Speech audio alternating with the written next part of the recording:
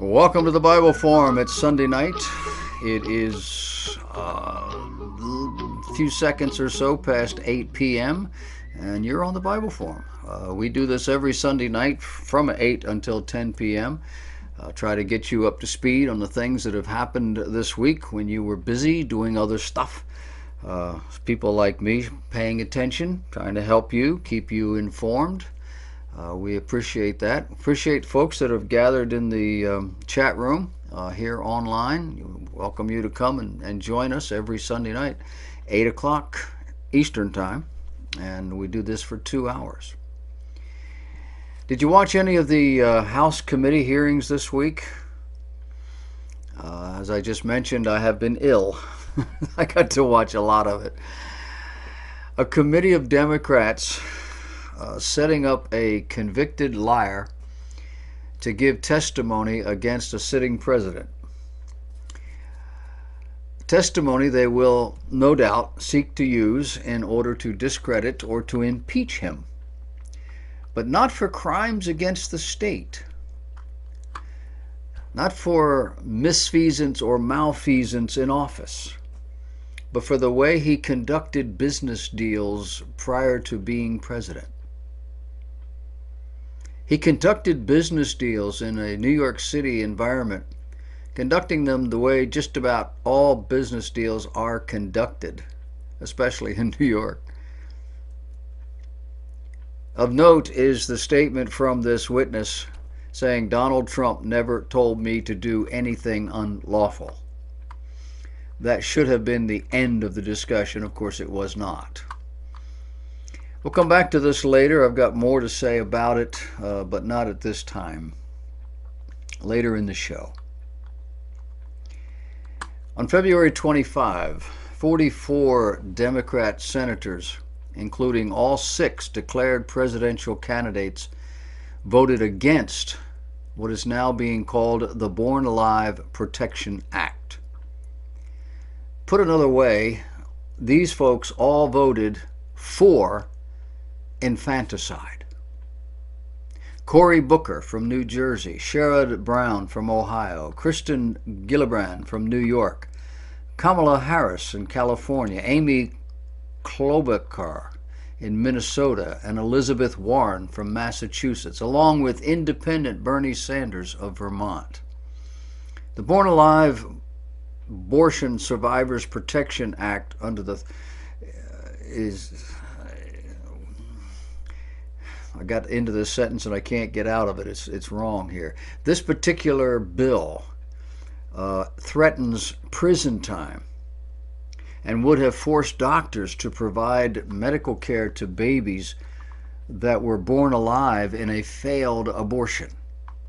The bill was sponsored by Republican Senator Ben Sasse from Nebraska, co-sponsored by 49 GOP senators, and yet it failed by 53-44. Only 3 Democrats voted with the Republicans. Democrats, Senators Bob Casey from Pennsylvania, Joe Manchin, West Virginia, and Doug Jones in Alabama. 3 Republicans were not present at the vote over flight delays and scheduling issues. Senators Kevin Cramer from North Dakota, our own Tim Scott here in South Carolina, and Lisa Murkowski in Alaska. The Born Alive Abortion Survivors Protection Act would have required that any healthcare practitioner present at the time of a birth exercise the same degree of professional skill, care, and diligence to preserve the life and health of the child as a reasonably diligent and conscientious healthcare practitioner would render to any other child born alive at the same gestational age. Sounds a lot like the Hippocratic Oath, doesn't it? Doctors used to subscribe to that. It says, do no harm. Do no injustice to your patients. The bill which exempted the mother involved in the birth from prosecution also would have required practitioners to, quote, ensure that the child born alive be immediately transported and admitted to a hospital, end of quote. It prescribed a possible term of imprisonment of up to 5 years for violations, not including penalties for first-degree murder that could have applied. This bill was blocked by Democrats. Why? In order to protect abortion. Not to protect the aborted, but to protect the concept of abortion and the doctors who perform it. The public tide is turning on this issue, finally. More and more Americans are seeing what's happening and realize the danger to children. You cannot look at a 4 or 5 month old fetus and not see a human being. I have an adopted grandson whose mother tried to kill him at 5 months of gestation. He wouldn't die. He's now 16 years of age, stands taller than I, is an intelligent, kind, patient, talented, and handsome young man. He has some hearing problems, he has some lung issues, and some motor skill issues. But nothing that you would notice unless he was participating in an active sport. And just this week, we learned of a baby boy born in Tokyo, a boy believed to be the world's smallest recorded preemie. He was delivered by emergency C-section in a university hospital there after he reportedly stopped growing in his mother's womb. Weighing the same as a large onion at 268 grams, the baby was so small he fit into an adult's cupped hands. He spent 5 months in the hospital for treatment and intensive care. When released last week, 2 months after his initial due date, he had grown to a weight of 3.2 kilograms and is now feeding normally. He has recently been discharged from the hospital in good health, having survived delivery at 24 weeks. In America, he would be dead.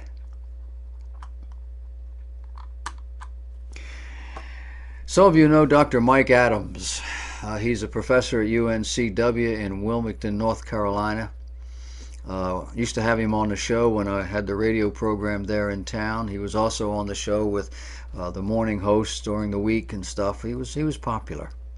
He teaches over there at UNCW. Recently debated, which he loves to do. I would never debate him, by the way. He loves to debate. But he debated an abortion doctor, Dr. Willie Parker, and it was on the issue of abortion. You can see the video, it's online, but he was specifically talking about abortion on demand under the auspices of Summit Ministries. If you go to Summit Ministries' website, they'll have a link to it, no doubt. In short, Dr. Willie Parker has a position. He says legally, a human being isn't a person until the law says so. As a result, in Dr. Willie Parker's system, it's okay to kill that human being because they're really not persons, legally. If tomorrow the law would define a person as human only when they reach 5 years of age, would it still be okay to kill that child? Anytime up to the years of 5? That's the logic. That's how it would work. A black man is standing on the street in Southgate Station, London. He's holding a Bible and he's preaching the gospel of salvation. As he is doing so, a police officer strides up and tells him he has to stop. The man says, he cannot stop. I must preach the gospel. With that, a second officer arrives on the scene. The pair arrest the street pastor and strip his Bible from his hand. As the preacher peacefully asked the second officer not to take his Bible, the officer commented, "You should have thought about that before you decided to be a racist." According to WorldNet Daily, police approached this man after someone complained that he was being Islamophobic. Islamophobic means that you were advocating for a religious belief that was not Islamic, apparently. The Barabbas Fund reports that before police arrived, the preacher was verbally assaulted by a man who appeared to be a Muslim, and it is likely that this confrontation triggered the complaint. And so there you have it. When a minority group, a minority of one in this case, but a minority group, Islam is a minority in Great Britain, when that group complains, it doesn't matter over what. You, the majority, must bow. Did I mention that the preacher was black? I don't know. It's just an amazing thing. And then there's the Methodist Church. The soon-to-be not-so-united Methodist Church is having their general conference this weekend. The denomination's decision-making body meets every 4 years. The last time was in 2016 in Portland, Oregon.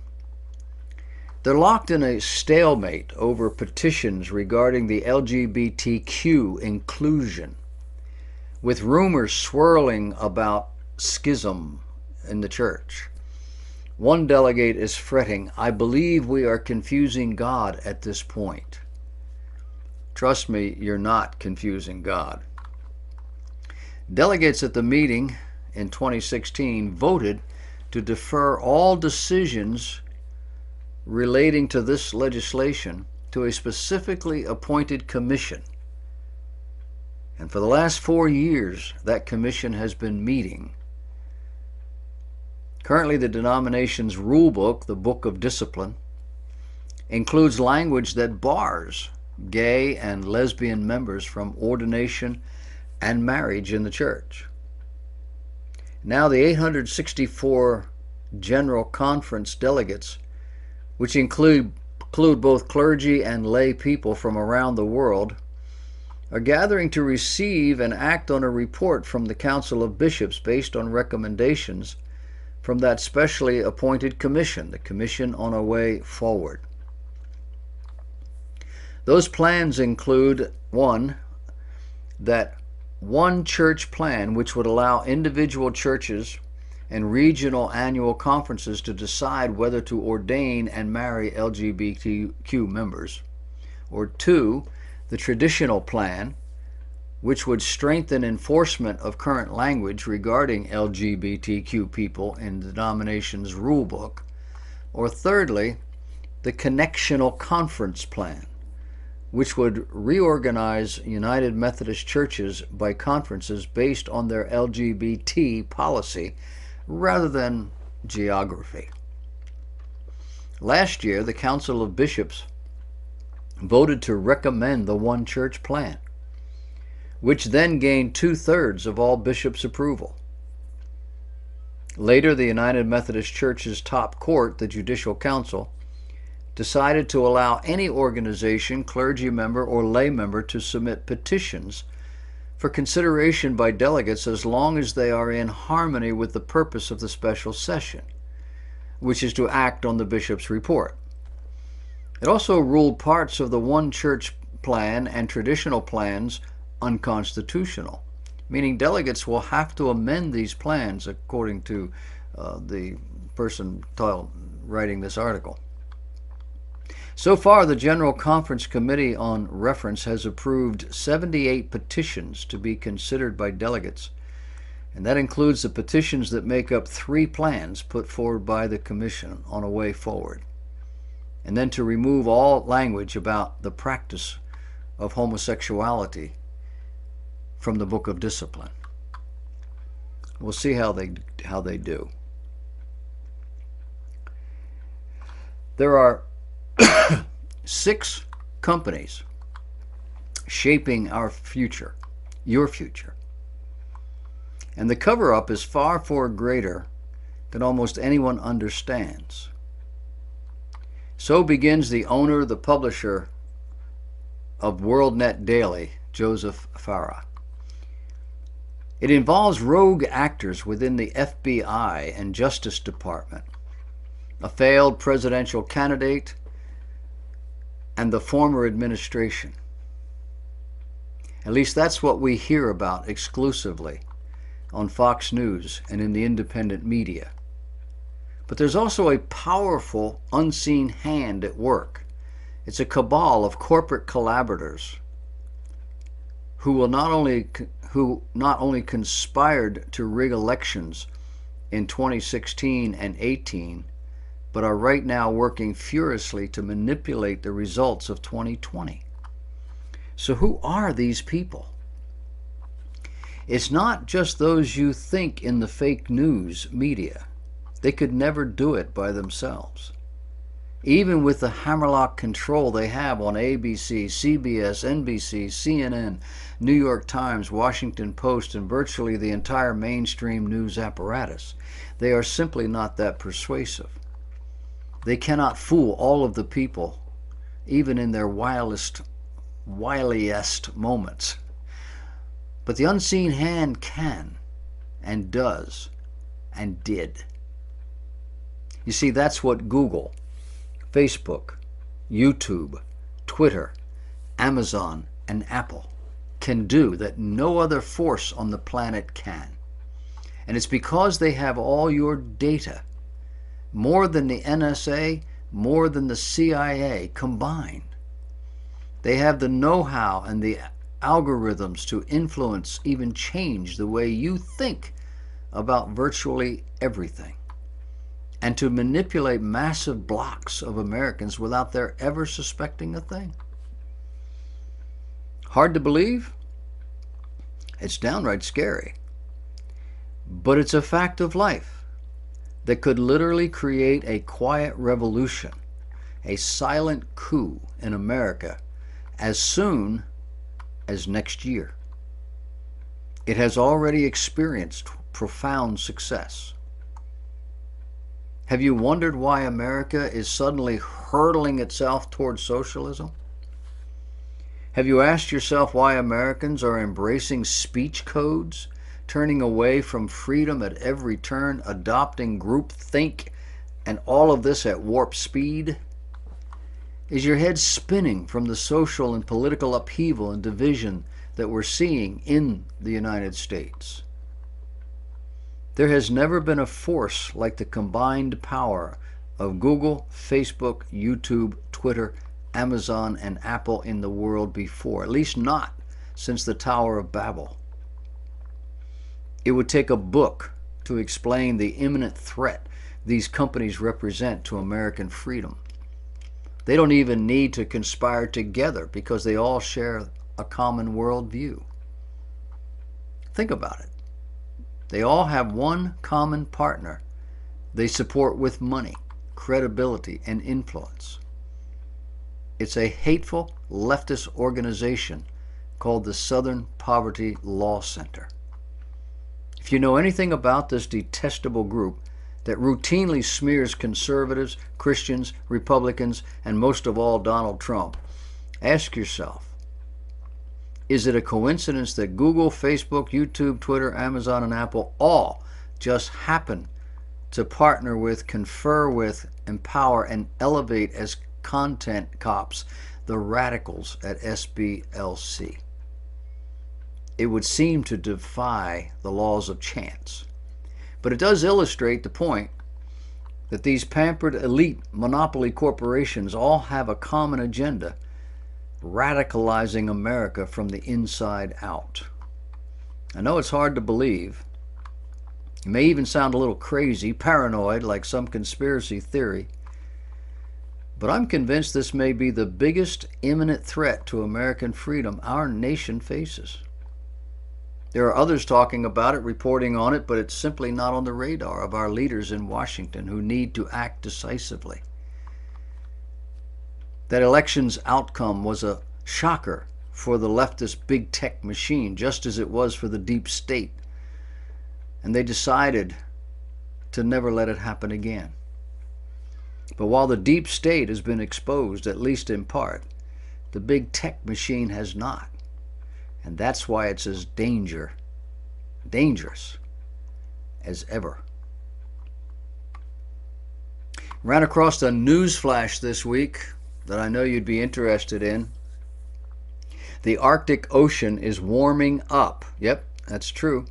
Icebergs are growing scarcer and scarcer. And in some places, the seals are finding the water too hot, according to a report to the Commerce Department yesterday from the consulate at Bergen, Norway. Reports from fishermen, seal hunters, and explorers all point to a radical change in climate conditions and hitherto unheard of temperatures in the Arctic zone. Exploration expeditions report that scarcely any ice has been met as far north as 81 degrees 29 minutes. Soundings to the depth of 3,100 meters show the Gulf Stream still very warm. Great masses of ice have been replaced by moraines of earth and stones, while at many points well-known glaciers have entirely disappeared.